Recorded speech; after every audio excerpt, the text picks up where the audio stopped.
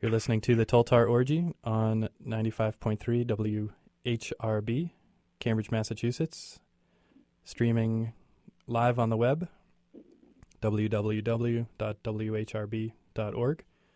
We're joined here by the celebrant of tonight's orgy. This would be the Reverend J.R. Preston of the band Tjolgtjar, among others. Welcome. Hello, thank you. It's a pleasure. Very nice of you to join us. You're in Illinois right now? Yes. Nice. Okay. I think let's start out. I think there may be some people listening who are not entirely familiar with Tjolgtjar. Okay. Not entirely familiar with the other acts in your stable of bands here. So I guess if you had to quickly sum things up in a few words, how would you make a quick introduction? I would say I am a guy that plays in a lot of bands. That's really all I can say. Yes, and I think over the course of the orgy we will uncover exactly why we need to leave things quite so broad there. Yes, it has to be that way. Let's talk a little in general about your involvement in some of these bands, in the metal scene, in the Illinois scene. I guess what was your introduction to this kind of music? And then I'd really like to jump into some specific questions about your different projects, different releases. There's so many, I guess, different and cool and interesting things to uncover. Hopefully we can do this in the time that we have, because I think I could talk all night about this. I could too. And surely people don't want to hear us talking. Right. They want to hear the music.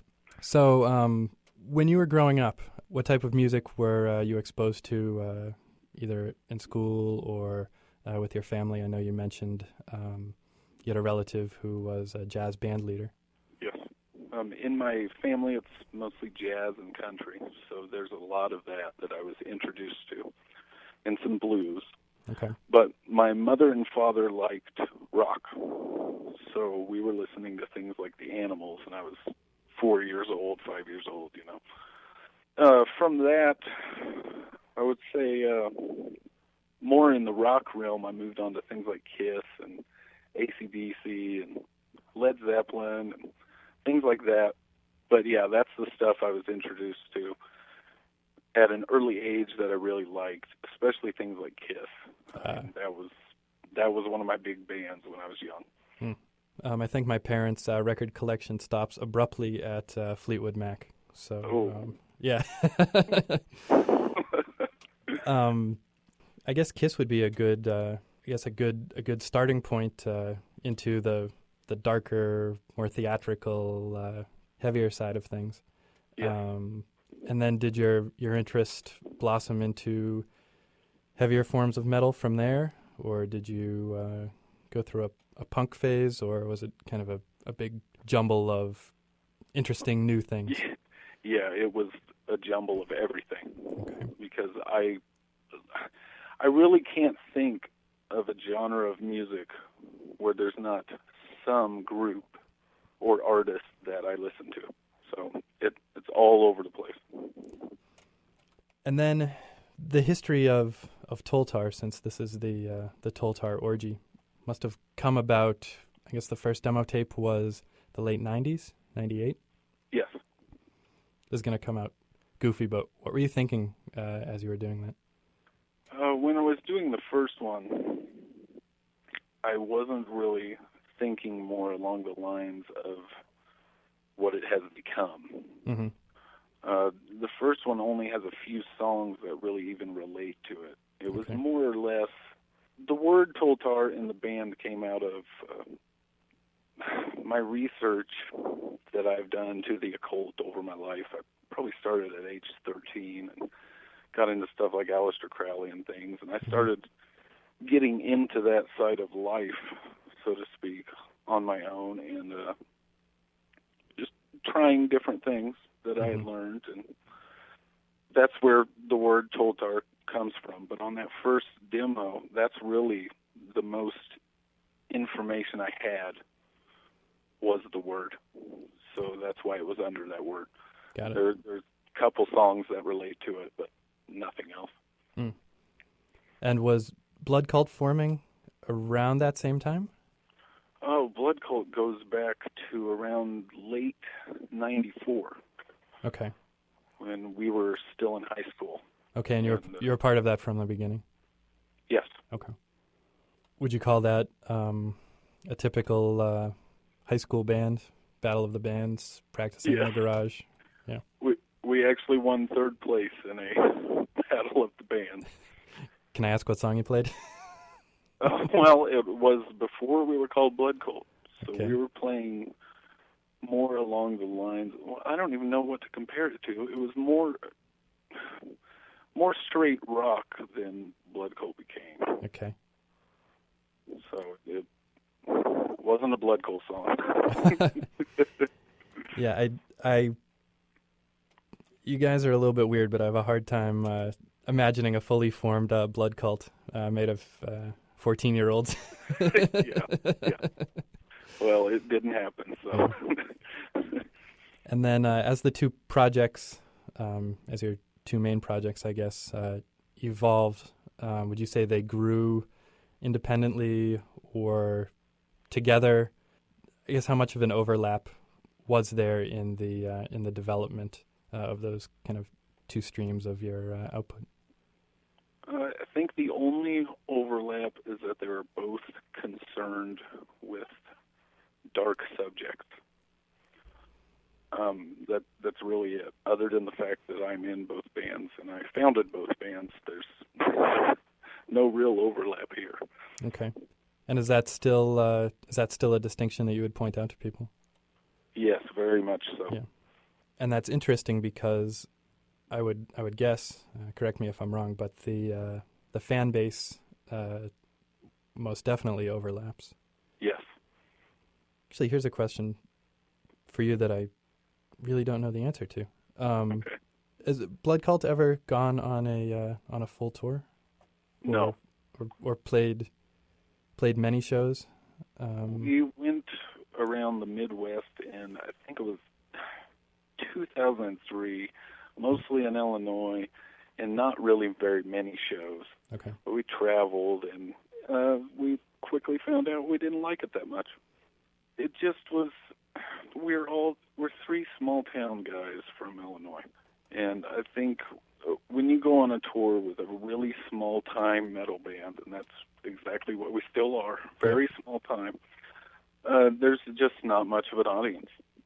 It's mainly people telling you, yeah, come in, we'll pay you, and then you get nothing because they don't promote. Mm-hmm. They don't try to get anyone out to the shows. And it was basically we'd go to a bar or a club, and then a month later we'd hear that place shut down.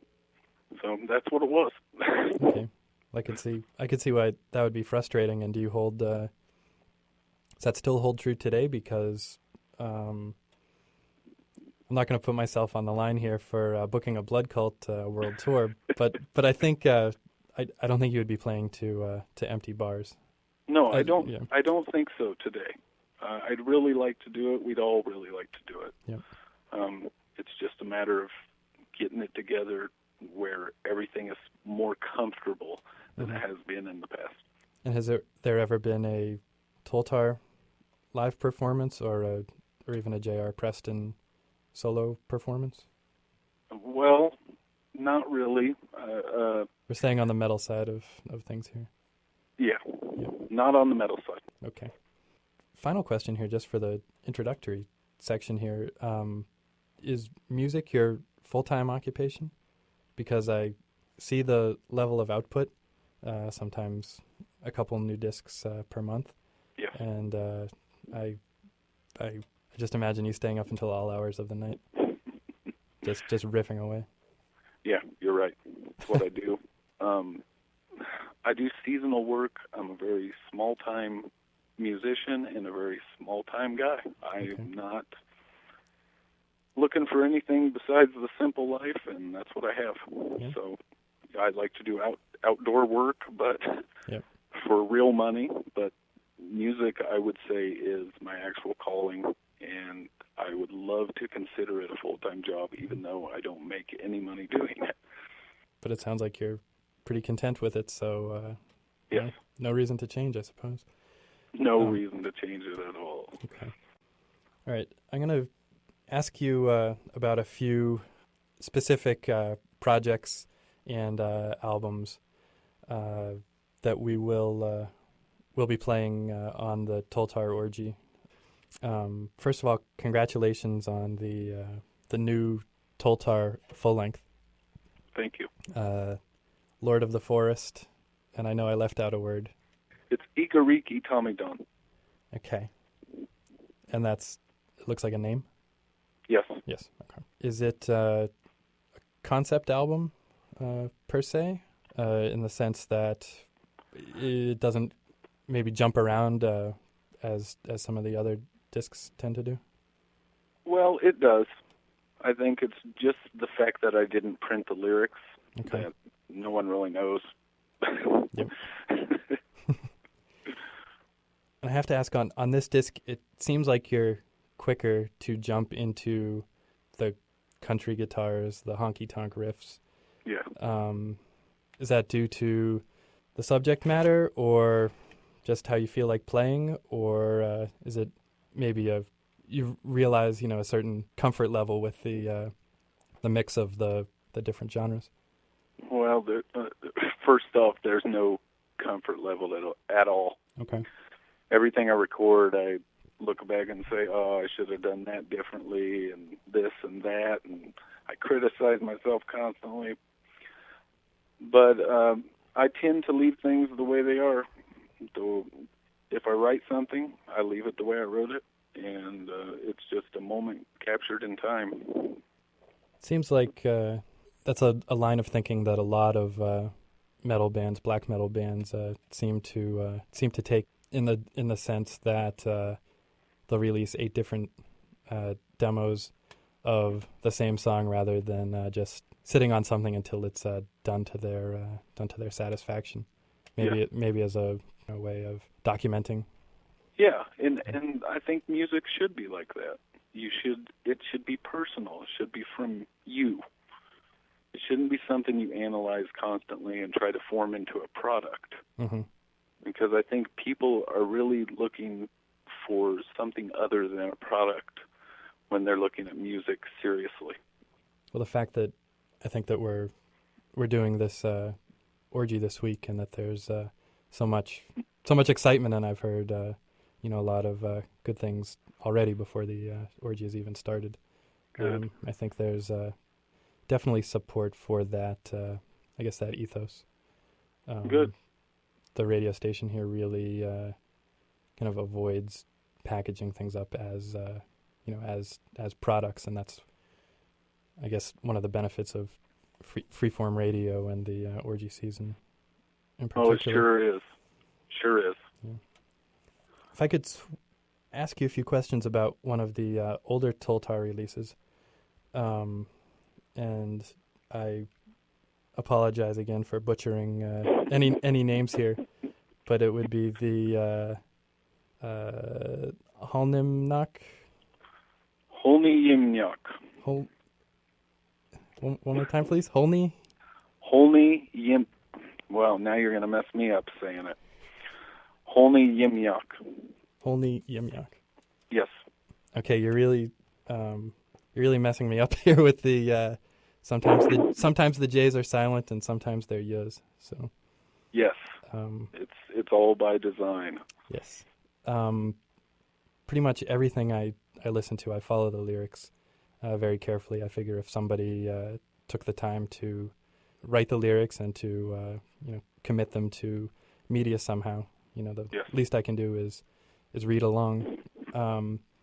And on that CD in particular, and it's not because of the old English font, I have a I have a really hard time doing that, and I think that would be the situation for anybody except for yourself. Yeah, I mean, there's words that I've never seen before. I guess is what I'm saying. Oh, this is probably going to be a longer explanation than needed, but Yeah. I've never had to really tell it to anybody when I'm not just having a free-form discussion with them. So this is something that started around the year 2000 for me. I started getting really heavy into meditation and ritual, and I made these as personal as possible. So I started, I guess people would call it channeling, but I started writing down messages no matter what language or what sounds were being formed by any entity I came across with. Okay. Or came across from. And that's where a lot of it comes from. Now, as I've gotten older and perfected a lot of different techniques that I use, I am able to get better messages and better things out of them. Okay. And it's what people would call channeling, but I don't like to call it that because who knows what you're doing when you're meditating. I mean, seriously, let's look at it for what it is. Mm-hmm. I guess the reason why I bring up Holny Yimyak is because that part of your lyrical approach really seems to take over on that record more so than the others, and that's when I really started to try and figure out what exactly it meant, but what was what you as an artist were getting at. Yeah, and it's good that you asked me about it because a lot of people don't, and I wonder sometimes what they're thinking when they're reading something that they have no idea what it's saying, and they don't even ask me what language it's in. Sure. Yeah. Well, you're welcome, and I would guess that is something on a lot of our listeners' minds actually. And I have a few questions about the ritualistic side of things, or the Church of Tjolgtjar, and I'll get to those in a minute. But I want to rip through a few more of the of your projects here. Blood Cult, as you said, was started when you were in high school. Were you? Did you name the band after the movie? No, I didn't. No? Okay. We just wanted to come up with something that reflected what we were playing because we weren't playing just straight rock anymore. We started playing metal and just thought that name sounded just corny enough to work. It was corny enough for that movie, which is, I guess, notorious for being the first direct-to-video feature ever made. Yeah. It's pretty bad movie too. So it goes right along with it. Nice. And if Blood Cult started in the mid-90s, why did it take so long for a real full length to be released? Because that's an exceptional record. I find Thank it. you. I find it. Oh, you're welcome. I find it a lot better than most of the demos. Actually, I have a few favorites on there too. But is that same here? is that due to time commitment from the band members, or no? That was due to money. Okay. We never really had the money to even go to a studio for a day. So when we had the money, we finally did it. Okay. And is that without getting into the financial situation here, is that a trend that will pick up here in the near future, or do we have to wait another 15 years? Well, we signed to Moribund. So, okay. We should have another studio album out by 2010, but I'm not really sure yet. Ah, congrats. I guess I didn't realize that. Nice. And I also have to say the artwork on that disc yes.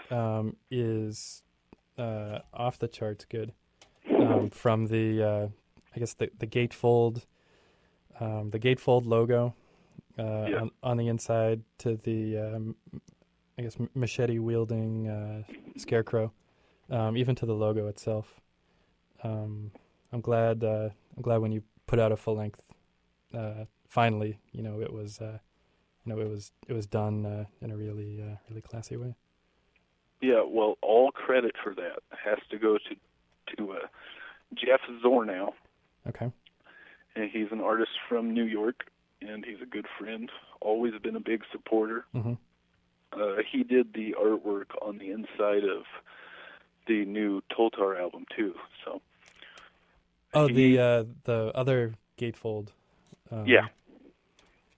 I bet if somebody put that out as a giant poster, more than a few people would buy it. That is, Jim. Have you seen that one yet?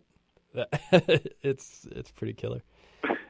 We put it on a shirt, but there were only 50 made. Oh, okay.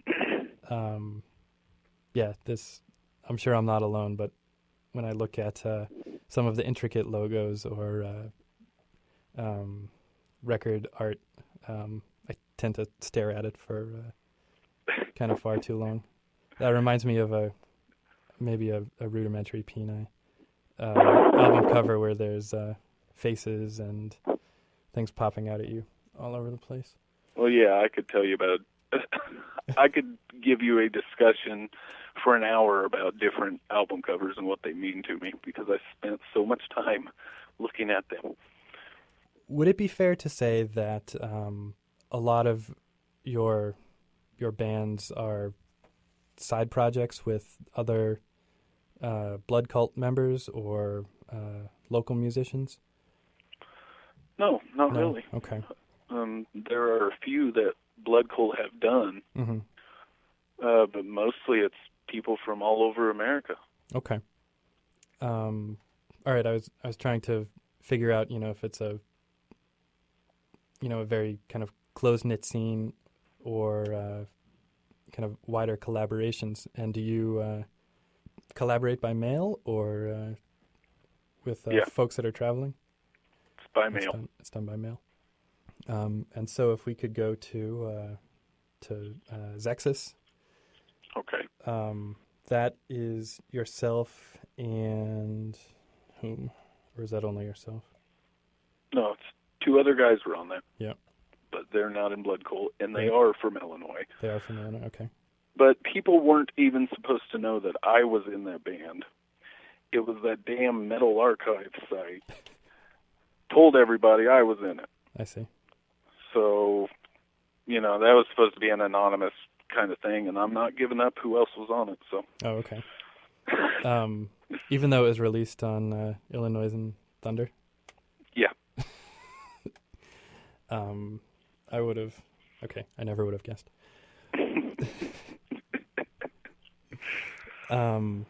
And the very profane band from California. In Balulu Google. Google. Yeah, and I don't even know if that's the right way to say it, but that's how I say it. So. And those are folks from California? Yes. And you hooked up with them recently because they've been a project for a little while now. Is that correct? Yes. I think it was 2004 when I joined. Yeah. Alcoholonomicon? Yes. Nice. I always get a kick out of trying to choose which song to play off of Noisemongers for Goat Serpent, because I can either choose something that is blatantly foul and towing the line of what I can actually announce, or a word that's 20 letters long, and I just end up fumbling over my own tongue there. So yeah. That is always a challenge, and they or you rather have a new release out. Is that on Rusty Axe as well? Is that the split with Blood Cult? Yeah, I don't know if it's out yet. Okay. But yeah, it's Okay. on the way. On the way. Okay. To ask you about a couple of the, I guess, more mysterious projects to us, we did our best to track down as many recordings as we could for the orgy, the good, the bad, and the ugly. And one that we couldn't find was a project called Bloodwoods. Okay. I was wondering if you could tell us a little bit about that, because I mean, we've seen that there's a demo tape, but that's about all we know. Okay, well, I don't know if you've ever heard of a band called Woodland's Edge. Okay. No. They are from Champaign, Illinois, and I really liked them. It was a project by a guy called Matt Zielinski, Okay. and he is an awesome guitar player. He's one of the best I've heard. So we took him into the studio for We Who Walk Behind the Rose. He actually plays the lead on the title track. Okay. So when you hear that really cool solo, that's not me. Anyway. Okay. That's Matt. So that Bloodwoods is just me and him jamming. It's more death metal, but it's just me playing drums with him. And then you mentioned the Metal Archives earlier. Yeah. And they, when listing your other projects, they have you linked to a band called Burning Blood. Yeah. And we of course we flipped through that, and the first couple releases or demos seemed normally profane, violent, etc., etc. And then we got to a release with songs called Auschwitz, Slaughtering Jews, and that really didn't sound like it fit in with any of the rest of your oeuvre. So maybe you could set the record straight there, or yeah, I'd like to. Okay. I'm not involved in that stuff in any way. Mm-hmm. I played drums on, I think, 5 songs on Burning Blood's first demo. Anything after that is not me. Okay. And I did it as a favor to Rusty Axe and helped the guy out with his first demo, and that's it. I can't comment on his stuff after that because I'm not involved. Sure. I mean, if somebody takes a left turn after you're done, you shouldn't be held accountable there. And I wish there's a way to kind of correct that in the public record. Yeah, unfortunately there isn't. Okay. And I'm glad you asked about it because it's been on my it's been on my mind. Yep. A lot, and I will tell you that a certain number of people that contact me have those kind of same views, and it's important for me to really get it out that I don't share those beliefs. Right. Stop contacting me. Leave me alone. Do you find that those elements of the scene, and we're talking about the Nazi elements here, are more prevalent now than they have been in the past? Speaking about about metal and black metal and this type of music, or is it really kind of on the fringes? Just what you've personally come across? Personally, it's actually kind of frightening to me how popular that stuff has become. Yeah. The whole, I just don't understand where it's coming from. I do understand people feeling lost in their own lives and trying to blame someone, anyone. But it's just not. It's not right. There's something to be said when these people that claim to have some sort of allegiance to some kind of Aryan movement, half of them have brown eyes and brown hair, Right. You can tell right from there where the mind is. Yeah, their minds are not really, I don't think they're walking on the same earth. Right. as the rest of us. Yeah. So. Got it. It's kind of disconcerting, actually disappointing that that Jim and I need to research the music that we play, and kind of give so much scrutiny to lyrics and who's doing what.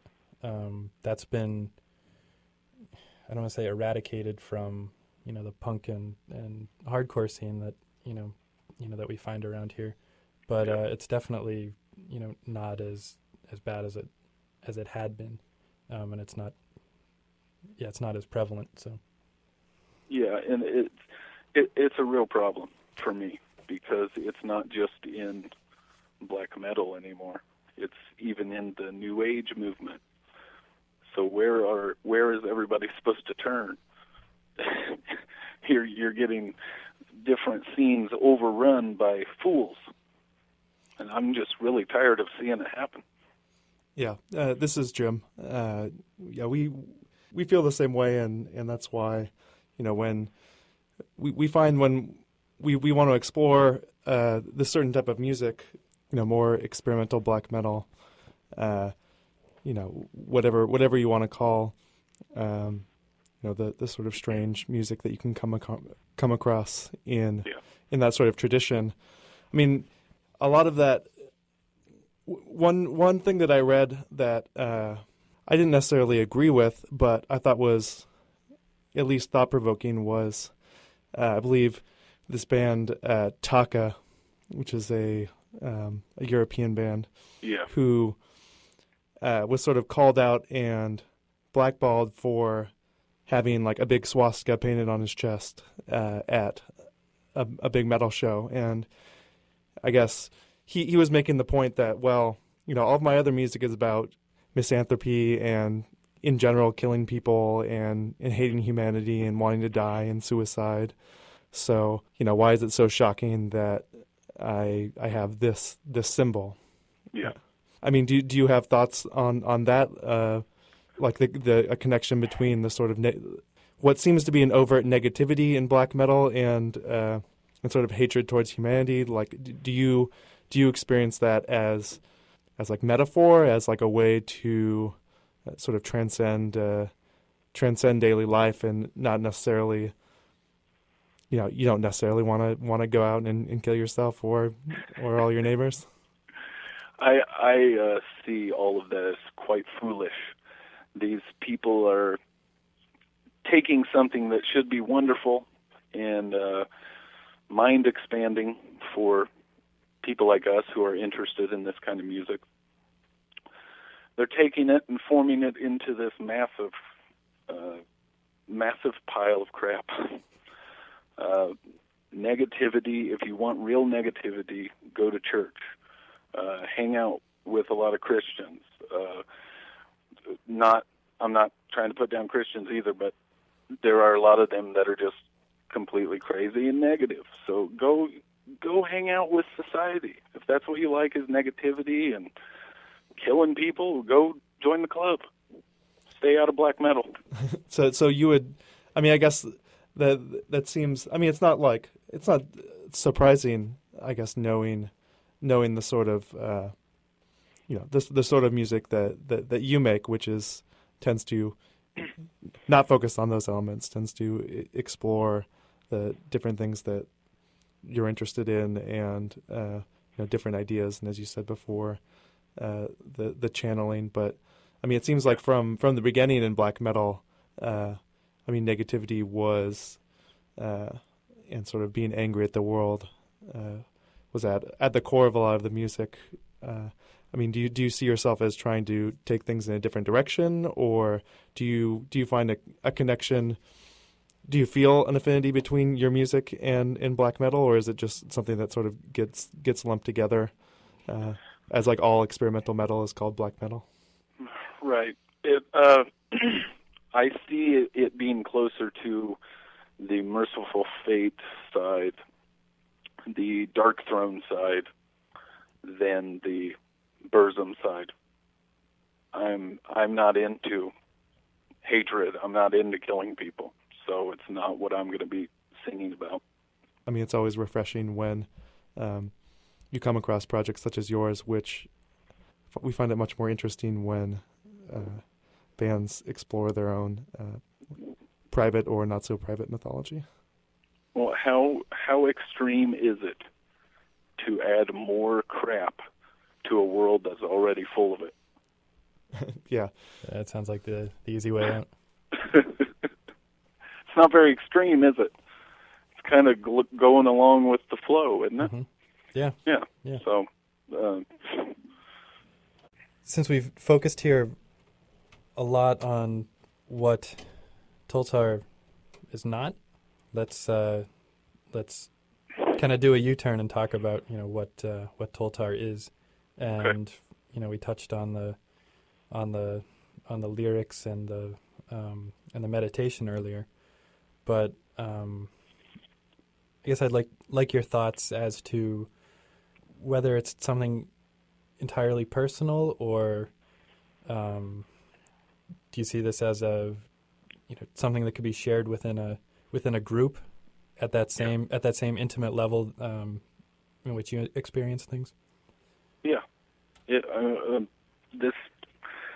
While it's mostly personal and was from personal experiences, and these experiences go back to when I was 4 years old.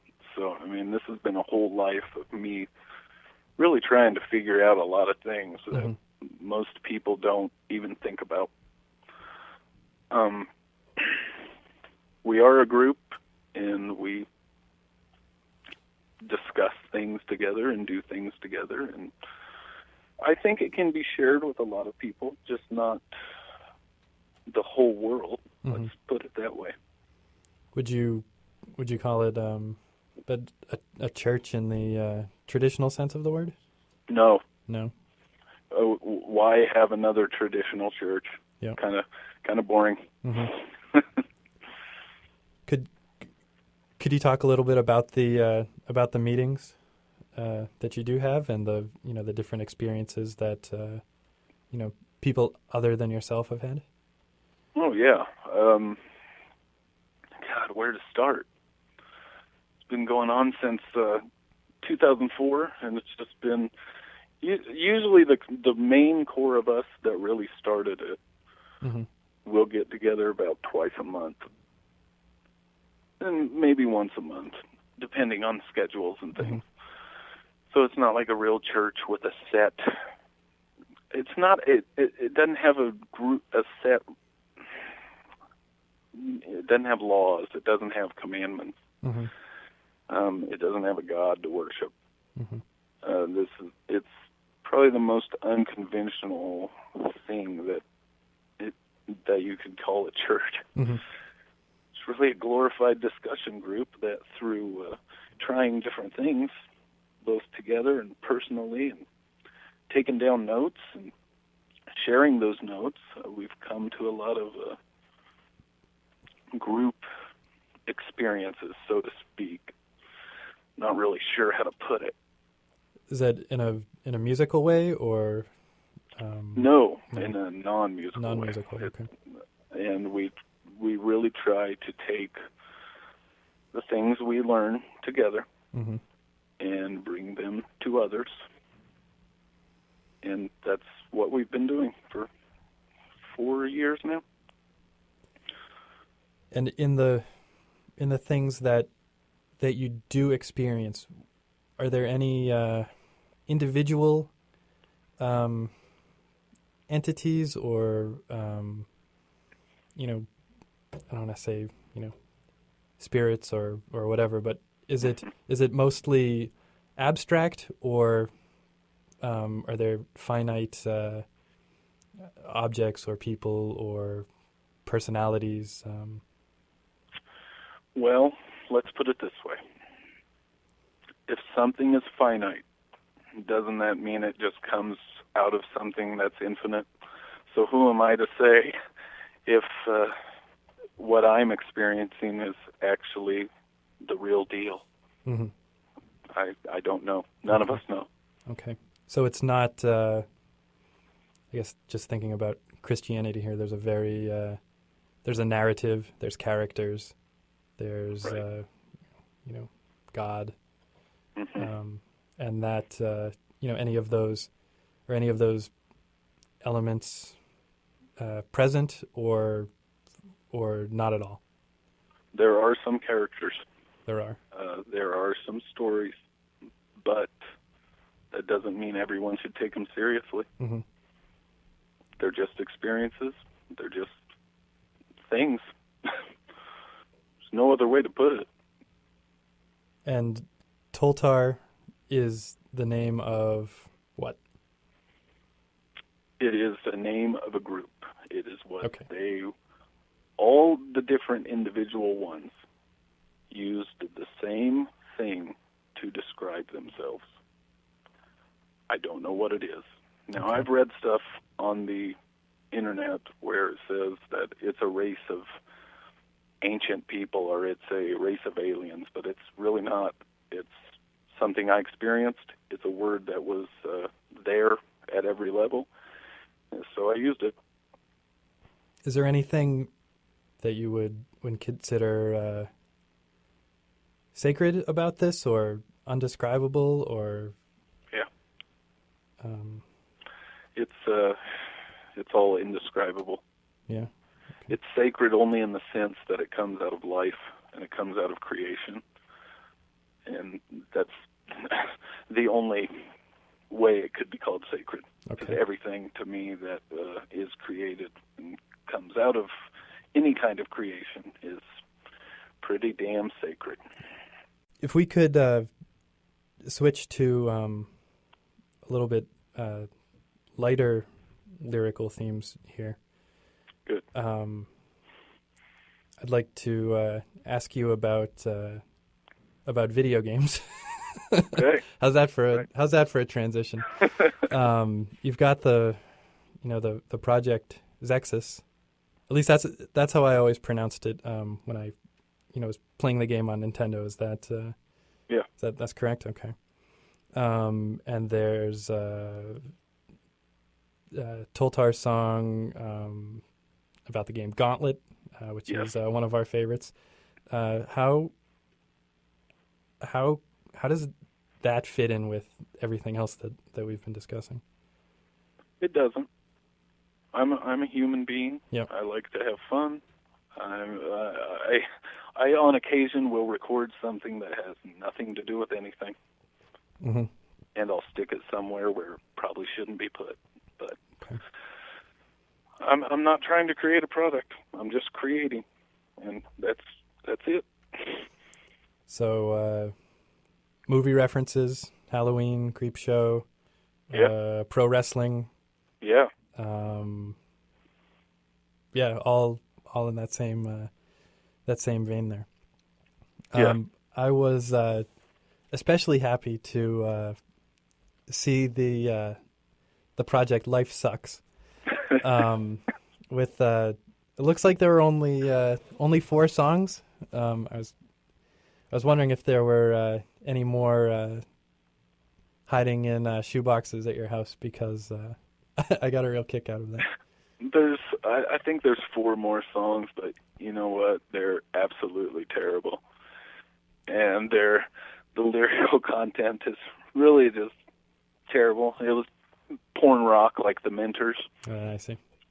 So yeah. So there's no cover of the NWO Wolfpack? No, unfortunately. Oh man. But there was Rap is Crap there, and this is digging, I guess, 10 years deep into my memory here, but that was the theme song for the West Texas Rednecks? Yes. Which was Mr. Perfect, the Wyndham Brothers, and Virgil? Yeah, he did join, but I think you're forgetting Bobby Duncombe. Bobby Duncombe, yep. Never leave him out. But you're right. Virgil did join, and I think they called him Curly Joe, which we could go into that for an hour. Talking about narratives here, that was they were feuding with Master P. Yes. Master P, the DJ in the middle of the crowd, and I think Ray Jr. Yeah. Conan. And Conan, yes. Hmm. Excellent. But see, we have a shared past experience here already. The NWO. Exactly. Yep. So I guess you've already answered my next question, which was going to be: do you think in metal, in experimental music, there are some things that are off limits due to their presence in pop culture? Right. And it sounds like for you, everything that you come across is inbound. Well, yeah. Once you take music, which is a very spiritual thing, Mm-hmm. and you put a label on it, Yep. and you make it into something, Mm-hmm. isn't that pop culture? Yes. Just So there you it's go. not sure. It's not it's not on TV. It's it's not The Simpsons, but it is a form of pop culture. Right. And speaking of, and maybe you can give us the definitive word on this, MMFHL. Yeah. Magic Man from Happy Land? Yeah. Magical Man from Happy Land. Making people happy? Yes. That's what he does. And that was not my idea. Okay. That is Ted's project, and Ted used to play in Bloodcoat. Okay. That's his band and his deal. But yeah, that's what it stands for. I forget where I read that, somewhere on the internet, and I was just so psyched that there could be something as goofy as that coexisting with everything else, and still somehow not sticking out like a sore thumb. It was great. Yeah. Well, thank you. Similarly, speaking about pop culture and about I guess forms of music or entertainment that are digested by the masses, you have done quite a number of cover songs. Yeah. And is there how do you select those songs? Just that's easy. Yeah. I pick the songs that I like. Yeah. That's it. Yeah. I played them because I liked them, and really, I never marketed most of those songs at all. Right. I didn't. Most of them weren't even on a CD, Mm-hmm. so just something to do. Right. It's always interesting when we when we play a cover song or two on our show, because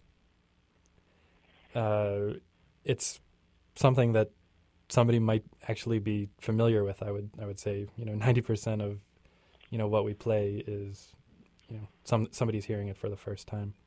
Yeah. So that's always kind of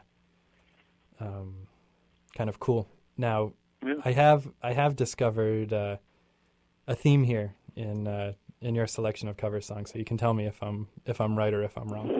Okay. I see your covers gravitating toward musical outlaws, people that are kind of out of sync with the rest of their genre. Mm-hmm. And that would be David Allan Coe for country, Yeah. the Nuge for Yeah. rock and roll, Gigi Allen on the punk side of things. Mm-hmm. And is that something you've ever thought about yourself? No, I really haven't. Yeah, okay. So it's just a reflection of your tastes. Yeah, I mean, I don't know. Some of those guys I didn't really look at as outlaws, really. I think they're just people that they didn't conform so much that they would be forgotten Mm-hmm. after they died. So all those people, all the bands that I've covered, when they're gone, their stuff's going to live on. They weren't just legends of their own little era. Especially Spinal Tap. Yeah. Oh, exactly. Yeah. Hey, that's some of the best. People say that was just a big joke. Well, you go up and play those songs then. Those are some good songs.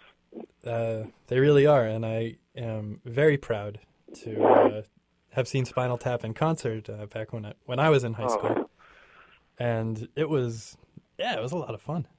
Yeah, It was, they're wonderful.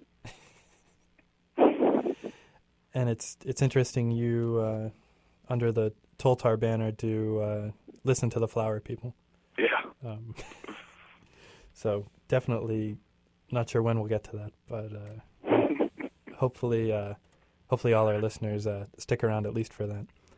Yeah, I think people want it, when they hear it, they want it to be, people come in with this notion of all my covers are going to sound like black metal, and, well, you're in for a treat because it doesn't sound like black metal at all. On a related note, I distinctly remember hearing Spinal Tap's "Give Me Some Money" as the background music for, I think it was a credit card company on TV. Yeah. Now, why is it that we hold that band? I hold them in such high regard that it was like somebody shot me when I heard that. I know, it's same thing when I heard "Sunny Side of the Street" by the Pogues in a Cadillac commercial.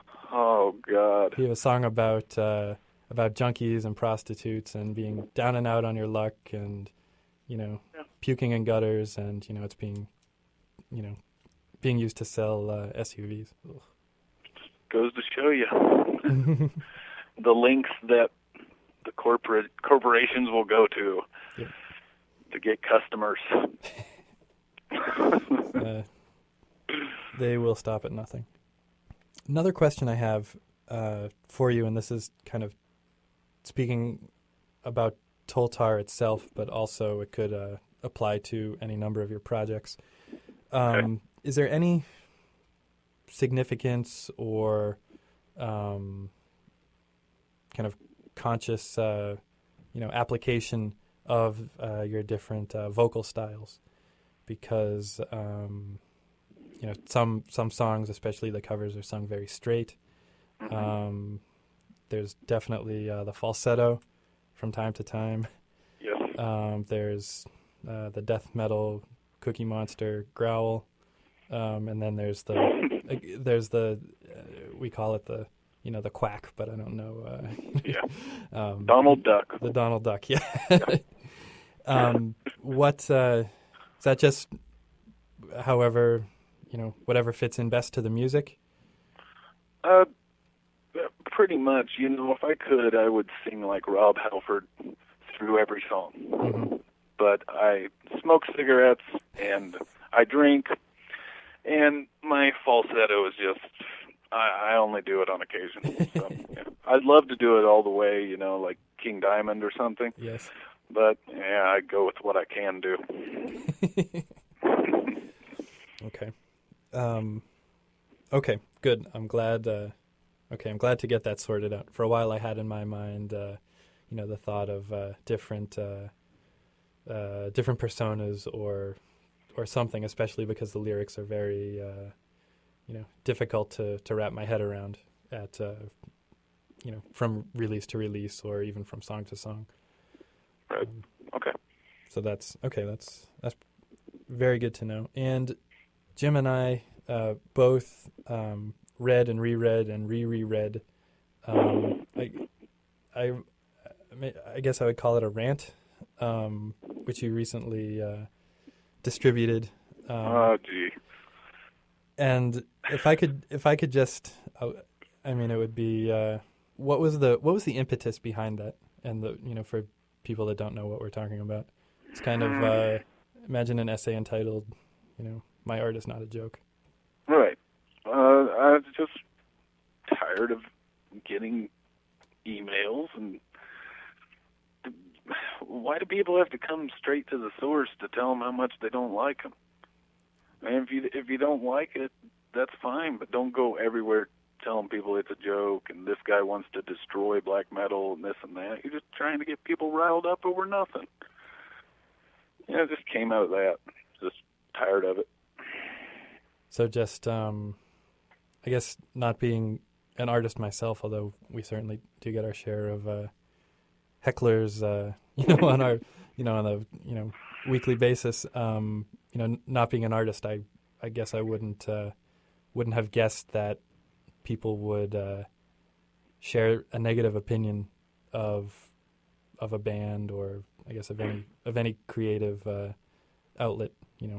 Kind of in that way. It just seems kind of childish, I suppose. Yeah, I mean, I've read some little reviews on the internet where they're talking about how I should shoot myself and stuff like that. And I mean, come on. Yeah. This is music.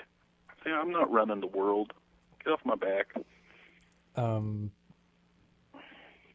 Yes, and I think some bands probably do assign a greater self-importance to themselves and kind of project that upon their fan base. So I can see how some people would think that applies to to anybody releasing a CD or performing or expressing themselves.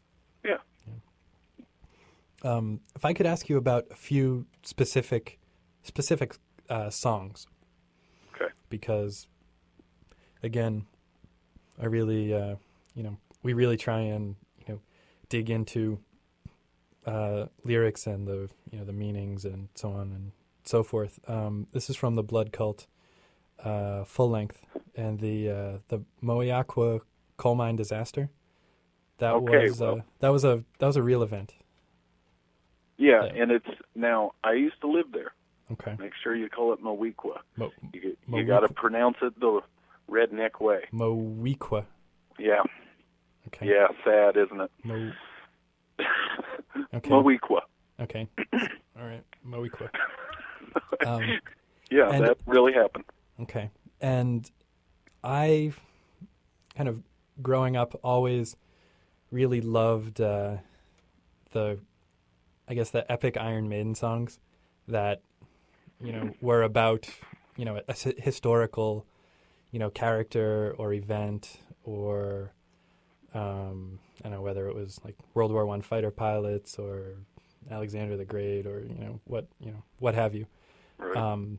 So that song really kind of stuck out for me, and I was wondering if you have any other songs done specifically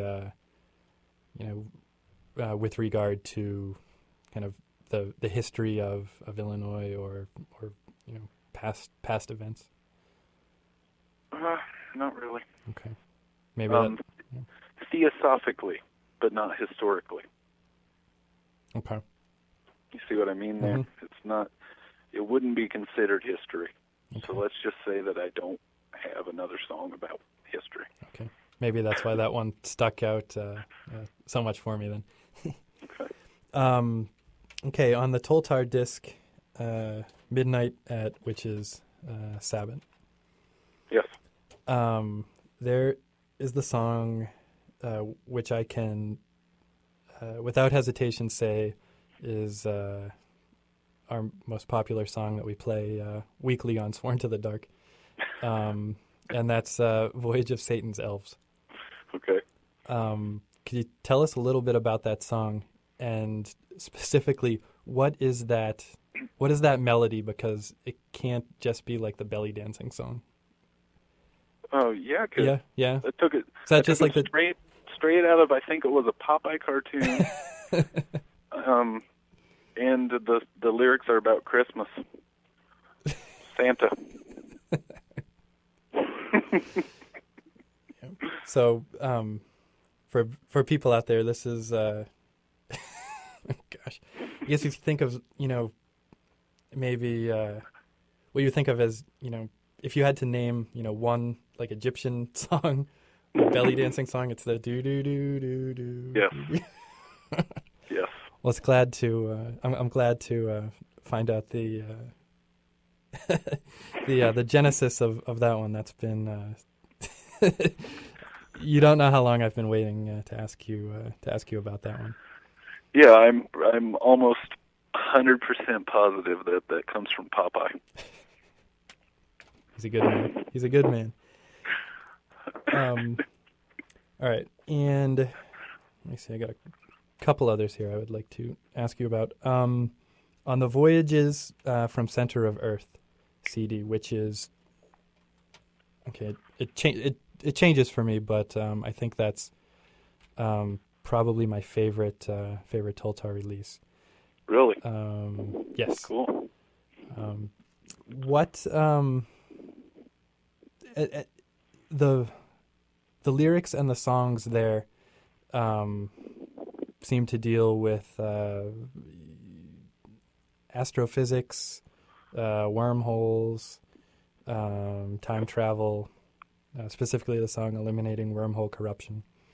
Mm-hmm. What was going through your mind when you were composing that? I was really heavily into this book, and for the life of me, I can't remember who read it, and I'm not going to go look for it. So, or who wrote it. Yep. Can't tell you who wrote it right now, but I believe the title of it is "The Physical Possibilities of Time Travel." Okay. And I was really heavy into that, and it was just opening my mind up to so many things. Yeah. So I started meditating on some of the questions I had and came up with that album. It's interesting because we have uncovered several other metal bands, black metal bands, whose primary lyrical themes are, exactly aligned with that, rather than, the typical shenanigans. Right. There's a band from France called Otargos that jumps to mind, but I guess I'd like to keep my eyes open and see if there's more more out there in addition to that disc, focused on that topic. It's a good change of pace from the kind of tedium of, certainly not of your music, but of the scene in general, I guess you could say. Yeah, it shows which bands are really thinking and reading, and which ones aren't. Yeah. The final one I wanted to ask you about, the Blood Cult. You're gonna have to help me with this name. Ayohuisti? It's Ayohuisti. Ayohuisti. I've heard it pronounced Ayohuisti too, so it's a little different. That's a Cherokee word. Okay. Okay, and the song I wanted to ask you about was Great Spirit, which, again, you're going along, and then you hit that song, and it's like, what the Christ is going on here? And that's you singing on that? Yes. Yep. Okay. That's me in 2001 singing. 2001. I don't know if you could get that same performance out of me today. Can you give us a Great Spirit, Hear My Call for us right now? No. Unfortunately. No, I really couldn't. Okay, we'll let you off the hook. Thank you. Speaking about, I guess, the labels and the sort of DIY distribution network for your music, I was wondering if you could tell us a little bit about your own record label first. Okay. Which is the Illinois and Thunder. Yeah, well, you got to be real careful because people in Illinois are going to hear this. Oh, okay. Make sure your S is silent. Make sure the S is silent. Illinoisan? It doesn't sound right, but... Yeah, well, that's it. Okay. Illinoisan. Yeah. Okay. So anyway, that was really just a way for me to put out my music, and I put out a couple demos by a band called Tyrant of Manchester, which I really liked. That was one of my favorite things I've ever heard, still to this day. And it's like you're going down my list of questions here. What what can you tell us about the Tyrant of Manchester? Because that is that's a a big hit for us as well, and it seems kind of mysterious, I have to say. Well, that is a man named Tim Miller. Okay. From England. Yep. Manchester, of course. And he's just sent me his demo, and I really loved it, so I put it out, and that was it. I haven't heard much from him lately, so I don't really know how he's doing, really. I try to keep up with a lot of people, and right. Hopefully there's more from him sometime in the near future. Well, I heard he was getting signed or something, but that was probably 2006. So I don't know. Maybe he's just waiting for, like I always have to do, waiting a year or more for your album to come out. Right. Yeah, could be. Mm-hmm. And so the other releases on Illinoisan Thunder are, I guess, mostly your own, and right. Pillars Made from the Voice of the Devil. Mm-hmm. Yep. Yeah. How do you pronounce that band's name? Pifix Firu. Pifix Firu. Okay. Yeah. Okay. And I had a little bit of involvement with that, but it was mostly just me putting stuff together that people had recorded at my house, and they did a little bit of weird stuff, and I thought, put that out too. Why not? Okay. If you could, it seems like the same, kind of group of labels is responsible for the distribution of your various projects, and I personally don't know the stories behind a lot of these, so I was wondering if you could just tell us a few words about about some of the names that we see on the back of your CDs all the time. Okay. Dipsomaniac? Yeah, that's one run by the founder of Inbalula Google, Isidus. Okay. And that is his little label that he has out there, and I don't know if he's still running it or not. Okay. That was a damn good label for its time. Right, the Roadkill Sodomizer came out on that. Yeah, he put out a lot of good stuff. Yep. And really a big help to the whole thing that I was doing a few years ago. He was one of the biggest helps. Mm-hmm. Baphomet Records? Mm-hmm. That's Killjoy's label. Okay. And I'm still signed to it. Okay. I have another one coming out soon. I don't know when yet, but he'll tell me. And is that the 42-minute hymn for Belial? Yes. Yes. Okay. That is I guess it's fair to say that's an exclusive for the time being for this orgy. Yeah, you've got a few of them. Yes. So. Yes, we have that, and we have the ritual music, and the New Age as well. Okay. Who will be putting out those discs, if I can ask? I don't know. Yeah. I haven't gotten that far into thinking about it yet. Oh, okay. Well, it's good to have things. They're completed?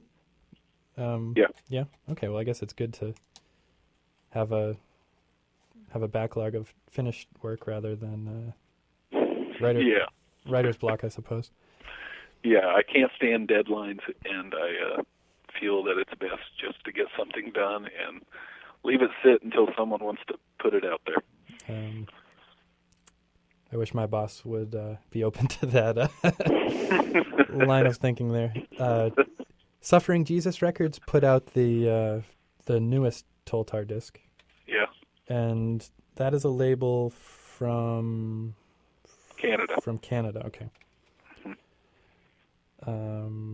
And they've put out, I guess, a few of your projects over time. Yeah. Yeah. Okay. And the last one I wanted to ask you about is Rusty Axe. Okay. That's a underground label from Virginia. Okay. And again, just like Suffering Jesus, I'm good friends with the founder of that, Evil Edith, and I'm also good friends with the founder of Rusty X. Okay. I have to say I really enjoy the compilations on Rusty X. Yeah, he puts out some good stuff. Yes. The tribute to Vaughn is very good. Yeah. And what else do I have here? Under the Axe Volume 4. Yeah, that's a good one too. Very good, yes. One question for the record nerds out there. Have you ever been on a vinyl release? And is that something that you would like? Yeah, I'd really love to do that. I haven't yet. Okay. There is some talk about doing a 7-inch. Mm-hmm. But the money's probably going to come from my pocket, so we'll see. Got it. I guess I have an inherent distrust of CDs and so forth, and I think my vinyl will last probably longer than me. So yeah. I would definitely like to see that myself as well. Oh, me too. I wish all of them were out on vinyl. Really? So, okay. Yeah. If you did a Tjolgtjar box set, it would probably rival the Mertzbau box set at this point. Yeah. Yeah, it would. If we could talk about your musical inspiration, what bands are you listening to now that contribute ideas or push you to try even newer either sounds or instrumentation or lyrical approaches? I mean, any inspiration, as loosely as you want to define it. Boy, this is going to be a boring answer, but I'm still listening to the same things I was listening to 15 years ago. George Jones? So, yeah. I'm still listening to Ted Nugent. I'm still listening to Merciful Fate. Mm-hmm. I still break out my vinyls and play the old King Diamond records. And I have every George Jones vinyl and every Kiss vinyl, so, I'll break those out and still listen to them. And that music to me is timeless, and everything else is a side note. So when Crucial Blast refers to you as a old school metalhead from the bowels of Illinois, sounds like they're not too far off there. Right, they got it exactly right. Yeah. Excellent. When you're doing, I guess, the non-established projects, Tjolgtjar, Blood Cult, etc., how do you find your collaborators there? Is it people in bands that you've seen come through town, or I want to say, tape trading pen pals, but I guess that might date myself there a little bit. Do they find you, or do you find them, or does it just kind of organically happen? Well, there's one that we were tape trading pen pals, and that was Bloodwoods. Okay. But other than that, everybody found me. I didn't really seek anybody out. Everything that has happened to me has been people finding me. Yeah. Regardless, I will be here in the middle of Illinois doing what I do. Nice. Quick question about the animation, and for those listening who don't know, they should check out your YouTube clips, especially the Little Iron Cheek series. Oh. How much of your time does that take up, and would you consider that as rewarding as the music? It's definitely just as rewarding, but animation takes a lot longer than music. Right, and it can't be packaged and sold or distributed or right, played over the radio. So I guess in one sense, YouTube lets anybody look at it, but it's also kind of limiting. Right. Well, I like to keep it that way. Yeah. It's Little Iron Cheek came out of my love for Iron Cheek. And I hope to meet that man one day, and I hope this is my way to do it. I feel, I gotta say, after watching those, I feel really bad for be Brian Blair. I don't know. I don't know exactly what he did to to deserve all this, but I'm hoping he gets his revenge somehow. Well, I don't think that's going to happen because is he deceased? No, I don't know. I don't know if you saw their last meeting, but Sheik slapped him and got the last word. So. Oh, really? Oh. I think Sheik's still on top of that one. And Brian, I want to go on the record and say Brian Blair is a punk. I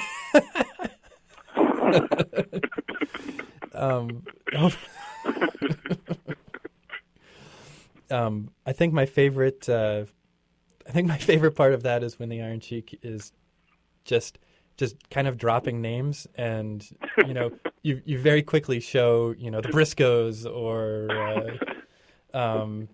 was it Greg the Hammer Valentine driving the rental car? Yeah. Oh my God, that really cracks me up. I'm not going to say much about it, but there's a little bit bigger things coming with Little Iron Sheik, and that I'm hoping that this can be the year to do it. Nothing huge. It's just a YouTube thing, but yeah, it's going to be cool. So excellent. The other one of your videos that I really get a kick out of is the Satan's Hollow video arcade. Yeah, it seems like a kind of riffing on the Itchy and Scratchy universe of how outrageous can animation get. Yeah, I was actually trying to make a social commentary with that one, about video games and how they corrupt the youth. So I think the final before the demons devour the arcade, I think the final video game was just called Kill People. And then I was kind of like, yeah, okay, that's not that's not really a stretch, is it? Now you're seeing what I do. I present real issues in a humorous situation, and it makes people think about them. Yeah. So that's what that was. Nice success. We've kind of touched upon a few upcoming things for you.